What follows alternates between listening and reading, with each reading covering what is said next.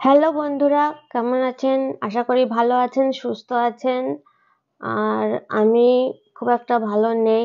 তো সেজন্যে এই চ্যানেলে সেরকম ভিডিও আমি দিতে পারিনি। তো দিচ্ছি। যদি ভালো লাগে অবশ্যই প্রথমেই বলে নিই একটা লাইক, কমেন্ট, শেয়ার করে দেবেন। আর আজকে একটা কি বলবো, একটা যে বিষয়টা নিয়ে বলতে এসেছি, তো সেটা তো উম জিনিসটা কালকে হয়েছে। আমি জানি যখন লাইভটা হচ্ছিল আমি দেখছিলাম একটু। আর কালকে আমার প্রচণ্ড মানে শরীরটা ভালো ছিল না, অসুস্থ লাগছিল। তো সেই কারণে মানে লাইভটা আমি সম্পূর্ণ দেখিনি। একটুখানি দেখতে ঘুমিয়ে পড়েছিলাম। তো যাই হোক, দেখা হয়নি। আর সারাদিন তো জানেনই, দিনের বেলায় সত্যিই টাইম থাকে না। মানে আরো কাজ থাকে, এডিট করা থাকে, শর্ট ভিডিও বানানো থাকে, এডিট করা, নানান রকম কাজ আর সংসারের কাজ তো রয়েছে। যদিও সেইভাবে মানে হিসাব মতো অনেকই কম কাজ আমার সংসারের। তবে হয়তো যদি ভগবান কোনোদিন সেই সুযোগটা দেয়, হয়তো কাজটা আমার বেশি হবে, অনেকটাই বেশি হবে। না পারলে তখন সেটা দেখা যাবে। তবে আমি চেষ্টা করি যে ঘরের কাজে যে মানে যেসব হেল্পিং হ্যান্ড যারা থাকে তাদের দিয়ে কাজ করানোটা আমার পার্সোনাল ভাবে পছন্দ হয় না। তবে যদি একান্তই না পারা যায়, কিছু করার নেই, তখন তাদেরকে দিয়ে করাতে হবে হয়তো। যাই হোক, সেটা পরের কথা। তো আপাতত আমার কমই মানে সেরকম অসুবিধা নেই, কমই অসুবিধা। তো যাই হোক, বিষয়টা হলো যে তো কালকে যে লাইভটা হচ্ছিল, তো যিনি লাইভটা করছিলেন একজন ম্যাডাম। তো প্রথমে ভেবেছিলাম হয়তো উকিল। তো উকিল না হলেও এরা একটা অনেক রকম সংস্থা থাকে, সেরকম কোনো একটা সংস্থা, আমি যেটা বুঝলাম আমি সেটা বলছি। কোনো ইনি হচ্ছে মেয়েদের বিষয় নিয়ে হয়তো সমাজসেবিকা একজন, কাজ করে। তো ভালো। এরকম অনেক আছে যেগুলা আমরা হয়তো চিনি না, জানি না। যার যখন প্রয়োজন হয় তখন সেগুলো আমরা ওদেরকে খুঁজে বার করি। ওরা কিন্তু মেয়েদের ক্ষেত্রে, মেয়েদের পক্ষে অনেক হেল্প করে, এটা ঠিক। যদিও ওদের কাজ অবশ্যই তারা সমাজসেবামূলক কাজ করছে, ভালো কাজ করছে। তো যাই হোক, যাই হোক। তো এটা নিয়ে কদিন ধরে আমাদের যে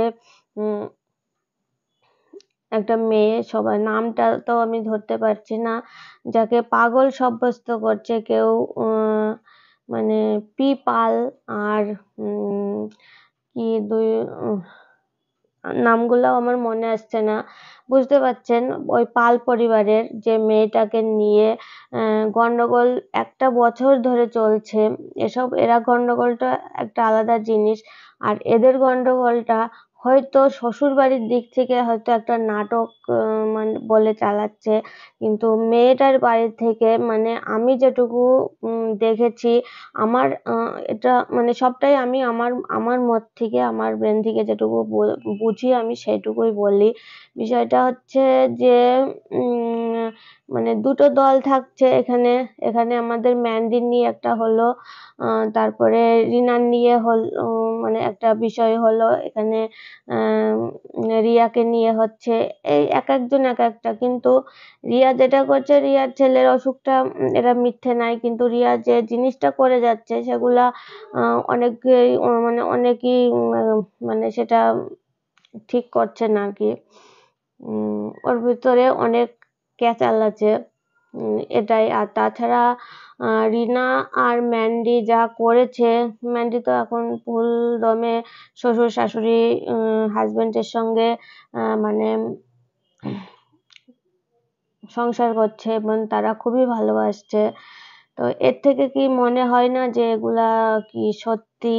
তো আমি তো এখনো বলবো এরা মানে শুধু পয়সা কামানোর জন্য এগুলা, আমি এখনো বলবো। তো আমার এখনো বিশ্বাস রিনা ফিরে আসবে আমাদের দীপদার বাড়িতে। এখনো বিশ্বাস, আমি এটা মানে এখনো বিশ্বাস করি ও ফিরে আসবে, ডিভোর্স হবে না। তবে এর ক্ষেত্রে আমি শুধু ওই যাকে পাগলি বলছে যে মেয়েটাকে, তার কথাই বলছি।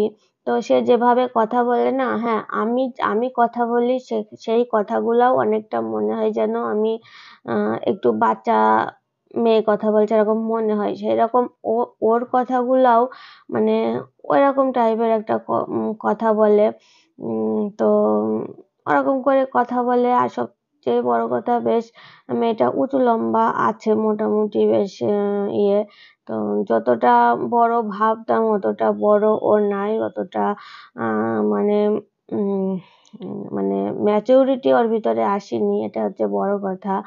বিষয়টা হলো ওদের যেখানে বাড়ি, আমি একটু অন্যদিকে তাকিয়ে বলছি কারণ আমাকে ভেবে ভেবে বলতে হচ্ছে। ওদের যেখানে বাড়ি আমি যেটুকু জানি, তো সেইখানে সেটা গ্রাম এলাকা নাই। তো সেই জায়গায় গ্রামের মেয়েদেরকে অল্প বয়সে বিয়ে দেওয়া হয়, অল্প বয়সে খারাপ কাজে মানে লিপ্ত হয়ে যায় নানান রকম। এটা গ্রামের ক্ষেত্রে হয়, শহরের ক্ষেত্রে কিন্তু হয় না। এখনকার যা যুগ পড়েছে সেইখানে 30 বছরের আগে মেয়েদের বিয়ের কোনো গল্পই হবে না এরকম। সেই জায়গায় দাঁড়িয়ে ও যখন বিয়ে করেছে, অবশ্যই আশা করি 18 বছর বয়স ওর হয়েছে তারপরে বিয়ে করেছে। তো 18 বছরেই হয়তো বিয়ে করেছে। আর ওই যে ছেলেটা, যে হাজবেন্ড, যে ও আগে একটা বিয়ে করেছিল, তার সঙ্গে শুনেছি 3 থেকে 6 মাস মনে হয় ঘর সংসার করেছিল। তারপরে এর সঙ্গে পরিচয় হয়ে এর সঙ্গে তাড়াতাড়ি বিয়ে হয়ে যায় 6 মাসের ভিতরেই। তো বিষয়টা হলো, এর বাবা মা মেনে নেয়নি। বাবা তো মেনে নেয়নি, সেই কারণে এখন শুনছি, আগে এগুলো জানতাম না। এই লাইভের মাধ্যমেই আমি শুনছি যে অন্য জায়গা থেকে বিয়েটা হয়েছিল। হয়তো মাসির বাড়ি, পিসির বাড়ি, কারোর একটা বাড়িতে থেকে মেয়েটার বিয়ে দিয়েছিল।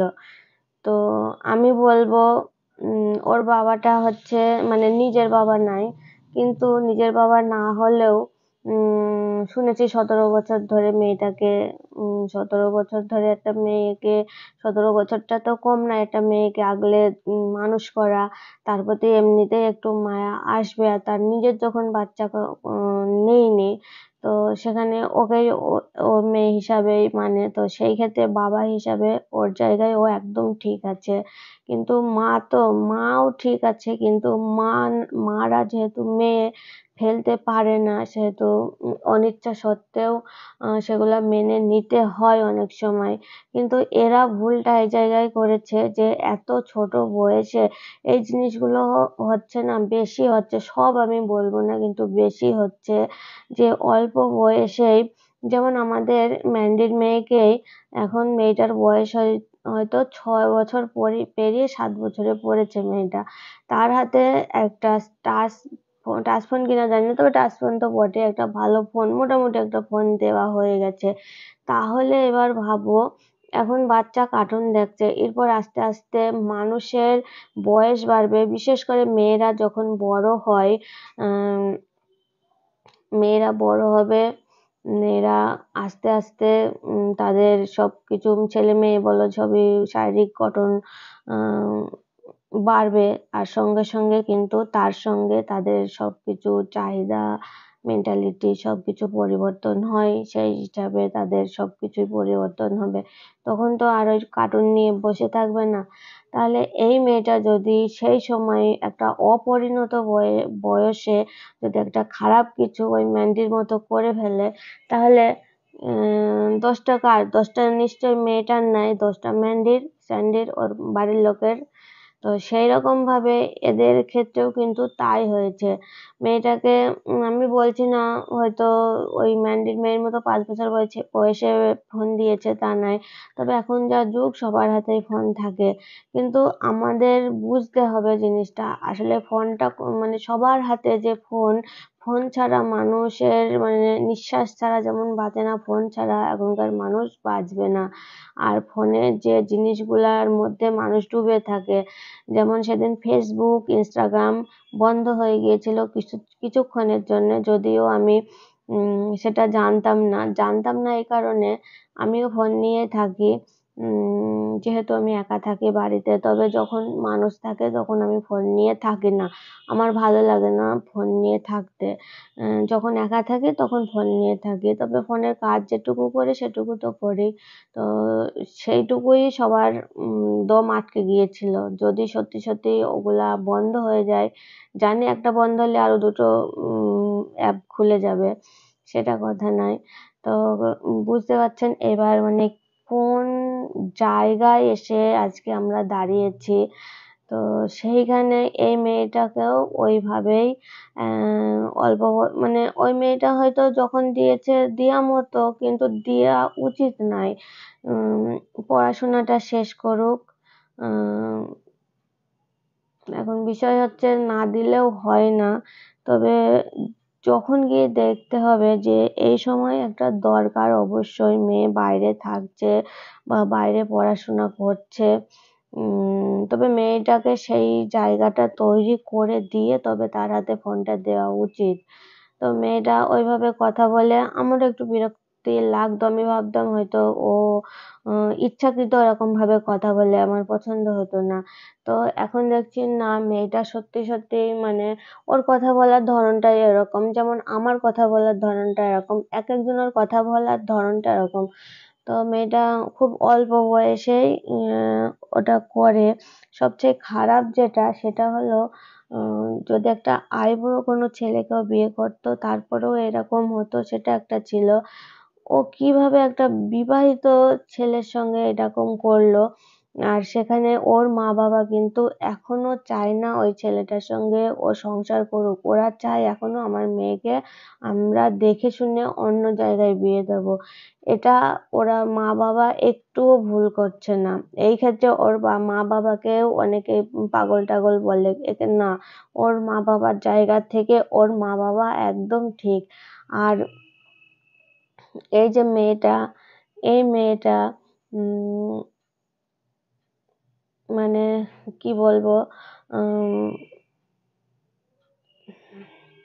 তো দেখতে পাননি, আমি এটা স্ক্রিনে দিয়ে দেব যে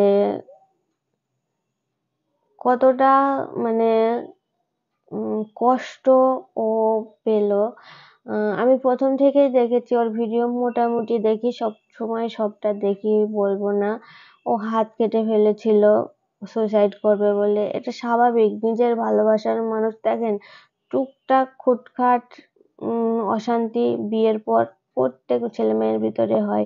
তার মানে এই নয় যে রাগ করে ২ দিনের জন্য বাপের বাড়ি চলে গেলাম আর সেই হাসব্যান্ড ফিরিয়ে নিল না, উল্টো আরেকজনকে বিয়ে করে ফেললো, বা পূর্ব যে স্ত্রী ছিল তার সঙ্গে আবার সম্পর্ক শুরু করলো। এটা কি? ওর হয়তো মাথা গরম বেশি, ওর পাগলামি বেশি, ও রাগ করে চলে এসেছে, ঠিক আছে। কিন্তু সেখানে ২ পরিবার মিলে আবার মিলিয়ে দিলে মিটে যায় বিষয়টা। আর সবচেয়ে বড় কথা, আগে যে মেয়েটাকে বিয়ে করেছিল সেই মেয়েটার সঙ্গে ডিভোর্স যদি না হয় তাহলে তো বিয়ে তো হবে না। তাহলে ডিভোর্স কি আদৌ হয়েছিল? আমার জানা নেই ডিভোর্স হয়েছিল কিনা। আশা করি হয়নি, মনে হয় হয়নি। আমি শুনিনি যে ওকে ডিভোর্স দিয়ে তারপর একে বিয়ে করেছে। তো মাঝে এ সত্যি সরল সাদাসিধে একটা মেয়ে। হ্যাঁ, এর একটু খুবই সহজ সরল, বুদ্ধিও কম, সেটা নয়, আসলে সবটাই বিশ্বাস করে ফেলে, একেই কম বুদ্ধি বলে। বিষয়টা হচ্ছে সেরকম। মাঝে প্রচন্ড গন্ডগোল, একটা লাইভে প্রচন্ড ওর মাসির সঙ্গে গন্ডগোল হচ্ছিল। তা এটা বলছে যে ওর আগের যে হাজবেন্ড ছিল, এক্স হাজবেন্ড, যার সঙ্গে ও বললো যে আমি ডিভোর্স দেব, আমার কথা আর নড়চড় হবে না। তবে কথা বলাটা যত সোজা ততটা মেনে নেওয়া সোজা নয়। তো সেটা যখন শুনলো বা বললো, তখন যিনি যে ম্যাডাম এটা সলভ করার চেষ্টা করছে তিনি পর্যন্ত কেঁদে দিয়েছে। আর অন্যের ভিডিওতে আমি দেখেছি, একজনের ভিডিও দেখছিলাম যে একটুখানি মানে চালালাম 2-5 মিনিট দেখে বন্ধ করে দিলাম, ভালো লাগছিল না, বলছিলাম শরীরটা ভালো নয়। সেটা না কারোর মানে ওই যে ওপরে যে থাম্বনেল গুলো দেওয়া থাকে সেখানে যে ওর নাম করে বলছে, কান্না দেখে কাঁদেনি এরকম খুব কম মানুষ আছে। তো সত্যি একটা মানে খুব কষ্টকর জিনিস। এবার কতটা কষ্ট হলে যে জিনিসটা সলভ করছে সেও চাইছে হয়ে যাক ডিভোর্সটা, তাহলে এ বেঁচে যাবে, সত্যিই বেঁচে যাবে। এ যদি আর মত না পাল্টায়, এ যদি কষ্ট হবে, প্রচন্ড কষ্ট হবে, কিন্তু সেই কষ্টটা যদি এ মেনে নিয়ে কষ্ট করে মা বাবার মুখের দিকে তাকিয়ে কোনো খারাপ কাজ না করে নিজের কাজে ফোকাস করে এবং সময় হলে ঠিকঠাক মতো মা বাবা দেখে শুনে হোক কিংবা ও নিজেই দেখে শুনে আরেকবার মানে আবারও বিয়ে করুক, নিজের পায়ে দাঁড়িয়ে পরিণত বয়সে যেখানে দেখে যে জায়গায় দাঁড়িয়ে সে সেটাকে ঠিক বলে মনে করবে, এবং যদি কোনো ডিসিশনে আসে সেটা মা বাবার সঙ্গে আগে বলে তাদের সঙ্গে ডিসকাস করে যদি ভাবে যে না আমি ঠিক আছি সেখানে করুক, এ কিন্তু বেঁচে যাবে। ভগবান যদি চায়, আমি ভগবানের কাছে প্রার্থনা করব এই মত যেন ও আর না পাল্টায়, তাহলে ওর জীবনটা অন্তত বেঁচে যাবে। ওই দিশানি মানে ওর এক্স ওয়াইফ ছেলেটার আর ছেলেটা যা হয় হোক গে, তারা কি করবে সেটা পরে দেখা যাবে। তাদেরও জীবন নষ্ট হোক এটা কেউ চায় না, কিন্তু সব কটার ভুল। প্রথম ভুল, দিশানি চলে যাওয়ার একটা কারণ ছিল। আর এই যে ডিভোর্স দিল এখন, দিন এখনো বললো আমি ফাইনাল, আমি ডিভোর্স দিয়ে দেব। আর এ খুবই সহজ সরল, কি আছে ওদের বাড়ি, দুটো রিং লাইট, কতই বা দাম রিং লাইট, বড় জোর 3,000 5,000, 5 দোকানে 10,000। সেটা মানে হাসি পেল শুনে, না বললেও পারতো। আর সেটা না নিলেই বা কি, আসল জিনিসই যখন সে ছেড়ে দিচ্ছে ওটা আর নিয়ে কি হবে। হ্যাঁ, ওর দিদুনের যে কানেরটা ছিল, কানেরটার কথা বললো, সেটা নেওয়া উচিত, নিয়ে নিক, কারণ ওটা দিদুনের দেওয়া আশীর্বাদ, ওটা নেওয়া উচিত, নিক। নয়তো ওটার জন্য ও কথা শুনবে, ওই দিদুন ওর মা মাসির কাছে কথা শুনবে। তো সত্যি করে সেদিন সবার চোখে জল, সেদিন না কালকে সবার চোখে জল এসেছিল। তো আমি শেষ পর্যন্ত তো দেখিনি, একটুখানি চালিয়েছিলাম বিষয়টা না বুঝলে। আর আমি নিজেও অসুস্থ ছিলাম, শরীরটা ভালো ছিল না, ঘুমিয়ে পড়েছিলাম। তো যাই হোক, চলেন তাহলে আমি একটুখানি ক্লিপ দেখিয়ে দেব। জোরে বলছো? জোরে বলছি। তোমাদের ক্যামেরায় বলো, আমার ক্যামেরা ডিলিট হতে পারে, তোমাদের ক্যামেরা ডিলিট হবে না। ডিভোর্স দেবো আমি। ডিভোর্স দেবে? কেন দেবে সেটাও জানিয়ে দাও। ও যার সাথে সুখে থাকবে আমি ওইটা দেখেই হ্যাপি। ও যার সাথে সুখে থাকবে তুমি সেটা দেখেই হ্যাপি? আচ্ছা, এটা কতদিনের চিন্তা ভাবনা তোমার? কতদিনের ভিতরে অ্যাপ্লাই করতাম, ওটা আগে থেকেই অ্যাপ্লাই করা ছিল। তোমার নামে নাকি কালকে পর্যন্ত কমেন্ট প্রীতমের লাইভে যে দেখ তোকে বলছে রিমি ডিভোর্স দেবে না, এরকম কোনো ব্যাপার? আমি কিছু বলিনি ডিভোর্স দেবো। তাহলে বুঝতে পারছো জনসাধারণ কখন কিভাবে কাকে মোটিভেট করে। আমি এখানেও বলিনি বা তোমাকে বলেছি ডিভোর্স দেবো না। না, আমি তো জানি না তুমি ডিভোর্স, আমি তো কাজ আজকে নিচ্ছি, সেদিনকার কথা বাদ দাও। এছাড়া আমি লাইভে কখন এসেছি যে বলবো যে ডিভোর্স দেবো না? হ্যাঁ, তুমি লাইভে আসোনি তাই তো? তাহলে মানুষ তোমার সম্পর্কে আজও অপপ্রচার চালিয়ে যাচ্ছে তাই তো? তাহলে আজকের পর থেকে আর অপপ্রচার চালাবেন না, আপনাদের কাছে অনুরোধ করছি। তাহলে মিউচুয়াল ডিভোর্স তাই তো? তোমার যে জিনিসপত্র রয়েছে শ্বশুর বাড়িতে, সে বিষয়ে তোমার কি মতামত? কি কি এনেছো, কি কি আনোনি? ওই তো মায়ের একটা দিদুন কানের দিয়েছিল, ওই কানের রয়েছে। হ্যাঁ কানের। হ্যাঁ, কানের দিদুনের কানেরটা রয়েছে। আর আর ওকে একটা রূপোর ব্রেসলেট দেওয়া হয়েছিল, ওটা। ওকে একটা রূপোর ব্রেসলেট দেওয়া হয়েছিল, ওইটা আছে। আর দুটো রিং লাইট আছে আর একটা ফোন আছে। দুটো রিং লাইট আছে আর একটা ফোন আছে। দুটো রিং লাইট আর একটা ফোন। তুমি কি এগুলোকে ফিরে পেতে চাও? মানে সবগুলো ফিরে পেতে না চাইলেও কানেরটা যেটা আছে, যেটা নিয়ে তোমাকে দিনরাত কথা শুনতে হয়, তাই তো? হ্যাঁ তাই তো, দিনরাত কথা শুনতে হয়। একটু আগে কথা শুনতে হলো, আমার চোখের সামনে দিদার কানেরটা আছে, তাই তো?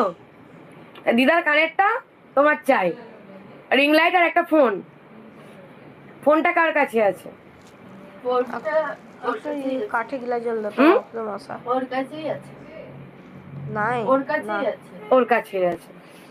আচ্ছা, ধরো প্রীতম অস্বীকার করলো আমার কাছে ফোন নেই বা আমি ফোন দেবো না, তাহলে কি করবে? না, আবার কিছু লাগবে না, শুধু ওই কানেরটা দিয়ে দিলেই হয়ে যাবে। শুধু কানেরটা? কানেরটা ছবি আছে তোমার কাছে? আমি জানি না, ওদের কাছে থাকতে পারে। কাদের কাছে? তোমার কাছে নেই? আমার কাছে নেই। আচ্ছা, আমি বাড়ির লোকের সাথে কথা বলে নিচ্ছি। আর এই যে প্রীতমের কাছে তোমার দাবি দেওয়া কিছু? তুমি তো তার স্ত্রী, তুমি তো তার স্ত্রী। স্যাক্রিফাইস করেছো, তুমি স্বামীকে দিয়েছো দিশানির কাছে, তাহলে তো নিশ্চয়ই সে, ওটাও প্রথম বউ ছিল, তুমি দ্বিতীয় বউ, মানলাম। তুমি লিগাল, সেও লিগাল।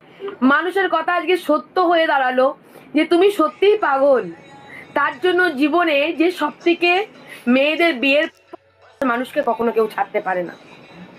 আর ভালোবাসার মানুষকে যখন ছাড়বো, তাহলে আমার বিনিময়ে আদান প্রদান, আমার ভবিষ্যৎ কি হবে? তুমি এতদিন আমাকে থাকলে, আমি 1 বছর থাকলাম, 3 মাস থাকলাম, তুমি ভোগ করলে, ভবিষ্যৎ দাও। আমার ভবিষ্যৎ, ভবিষ্যৎ বলতে মানি, কি মানি? তাহলে ও মেয়েটি মানিও চাইনি, সেই মেয়েটি মানিও চাইনি, সে মেয়েটি বলছেন আমি খোরপোশ চাই। হ্যাঁ বলুন। এইটা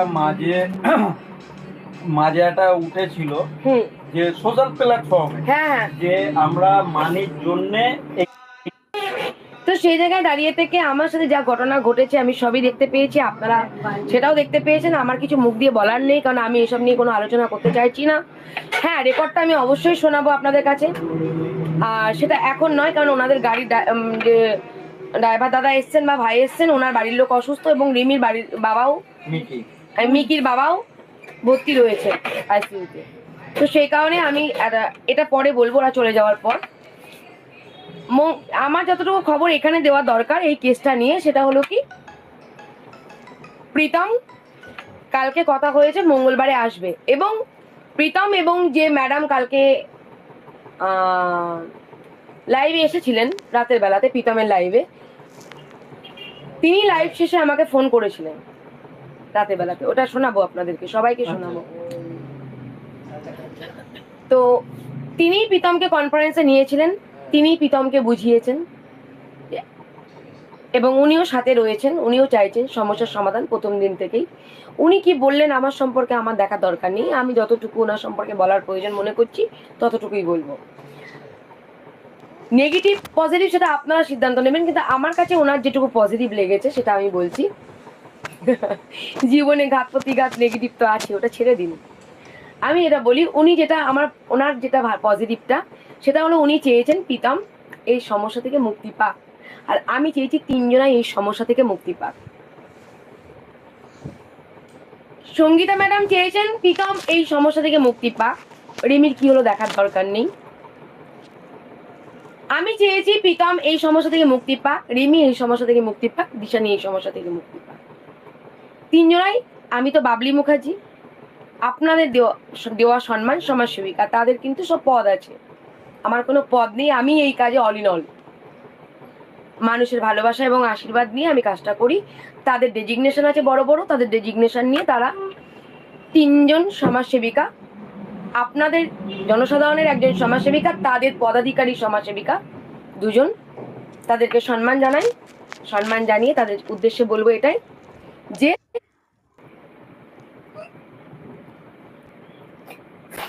আমি জানি না এত কষ্ট দেওয়ার জন্য আমার কাছে এসেছো কিনা তোমরা, কিন্তু আমি এই কদিনে ভীষণ কষ্ট পেয়েছি, বিশ্বাস করো সব দিক থেকে কষ্ট পেয়েছি।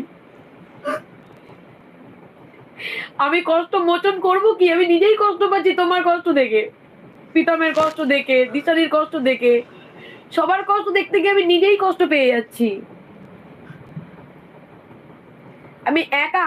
আমি কিন্তু একা নিজে নিজে কষ্ট পাচ্ছি না একজনের জন্য, আমি কিন্তু সকলেরটা দেখছি।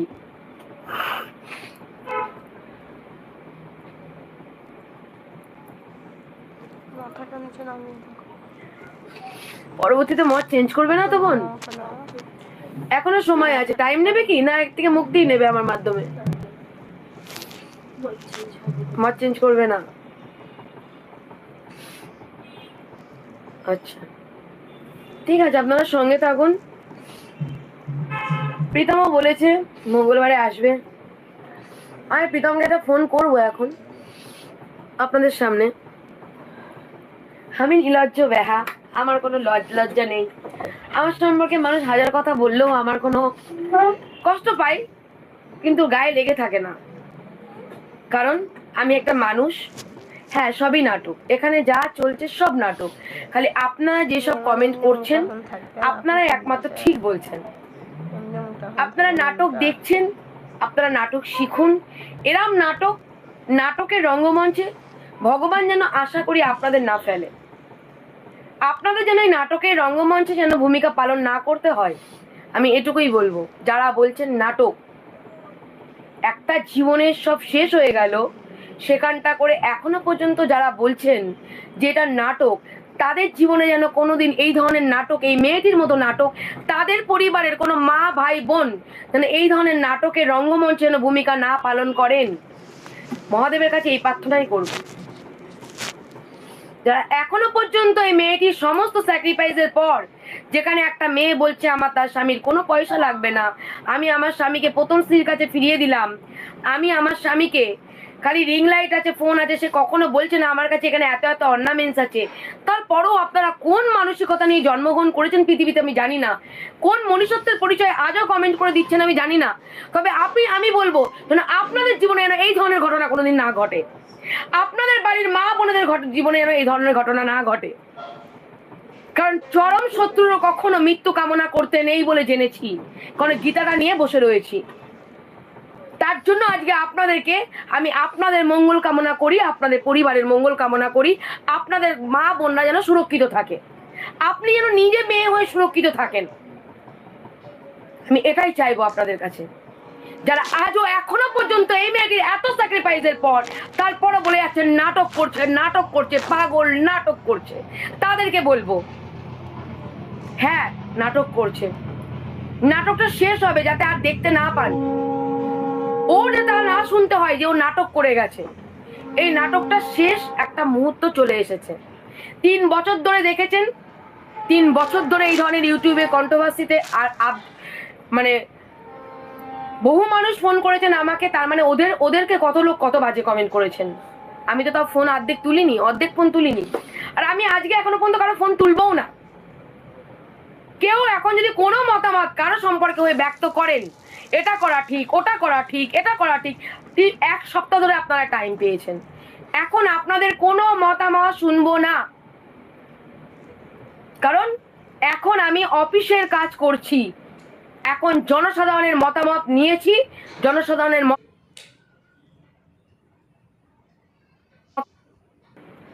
সারনেমটা কি ভুলে গেলে? হ্যাঁ মুখার্জি। কদিন ধরে চিনছো?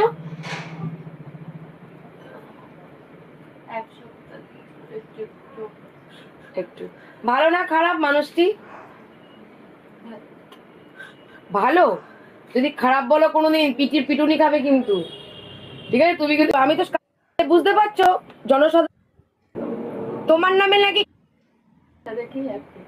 ও যার সাথে সুখে থাকবে তুমি সেটা দেখেই হ্যাপি।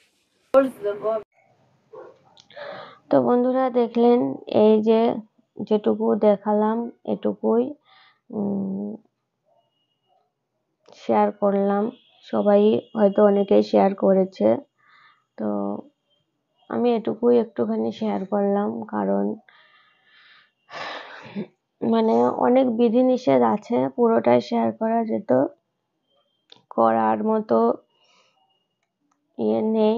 তো চলুন দেখা যাক, আজকের মতো এটুকুই, টাটা বাই।